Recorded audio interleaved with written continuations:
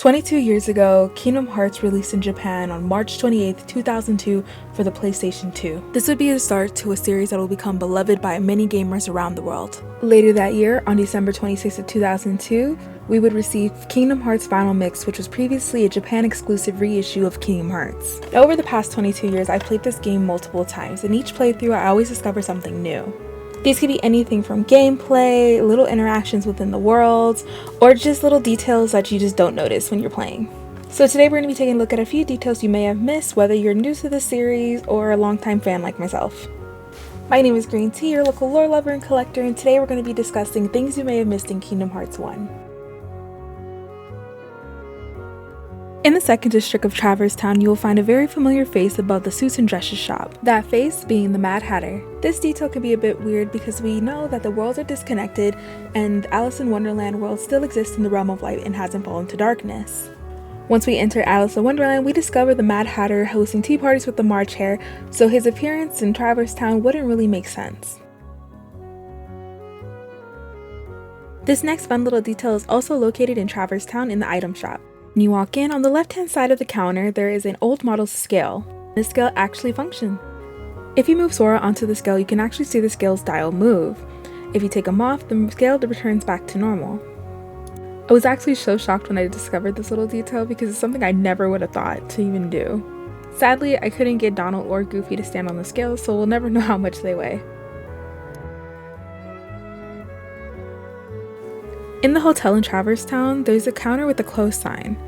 If you hit the bell multiple times, you'll actually have somebody tell you there's no vacancy, meaning somebody works here. Now if you examine these paintings on the wall next to the counter, as well as the one all the way down on the other side,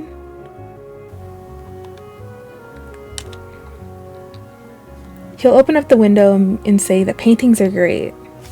Now if you go back to the counter and hit the bell again, they will open up the thing that says paintings are great. If you ever stay the night, try hitting the clock. This is a hint to a hidden treasure in the hotel. If you enter the green room, there is a clock above the door leading to the red room. If you hit the clock on the right hand side, you'll notice the time on the clock starts to change. If you continue to hit the clock and hear 3 celebratory sounds, a chest will appear on the other side of the room on the table.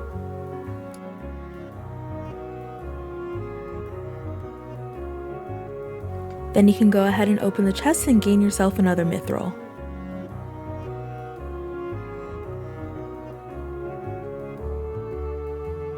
In the end of the world, before you get to the final rest, if you go through this hallway up here, you're met with what looks like a world that is disappearing into darkness. If you look at these seemingly fading bubbles on the wall, you'll notice one that has a castle inside of it.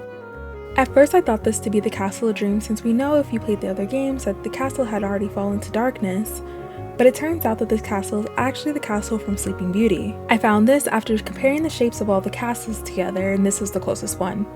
Another detail to note on the wall is the trees with the scary faces on them. These trees can be a reference to the fall of Snow White's world, as we've seen these trees before in the Snow White movie. So this corridor can actually be showing us multiple worlds falling in darkness at once.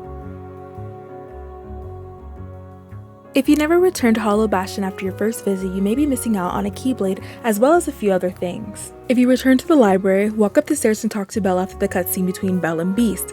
She will give you a Divine Rose Keyblade, which is one of the few stronger Keyblades in the game. This is definitely missable if you do not talk to NPCs or return to the worlds for multiple visits. In the same returning visit, you can also speak to Aerith in the library as well. There, she will tell you to read something and give you Ansem reports 2, 4, 6, and 10. If you proceed to keep speaking with her, she will upgrade your Cure spell as well to Curaga. The last bit of detail you can miss in the library is talking to Leon, where he will give you a little bit of information on Ansem's identity prior to your first encounter with him. This is definitely a nice little bit of lore, especially when playing the game for the first time, as we are unaware who Ansem is in the first place. Thank you so much for watching, and let me know down below if you have any favorite missable details in Kingdom Hearts 1. And I do plan on doing this with the rest of the games as well, so Chain of Memories will be the next up on my list. And that's your Kingdom Hearts video of the day. Bye!